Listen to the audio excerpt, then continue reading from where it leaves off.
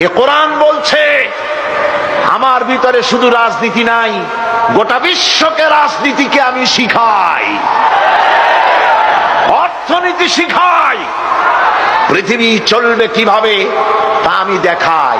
এই জন্য এই কোরআনের আসল মুফাসসির তো আমি নই, কোরআনের আসল মুফাসসির তো মাওলানা সিফাতুল্লাহ সাহেব নন, এর মুফাসসির তো মাওলানা আবুল কালাম আজাদ সাহেব নন, এর আসল মুফাসসির তো মাওলানা কামাল উদ্দিন জাফরি সাহেব নন। এর আসল মুফাসসির কে?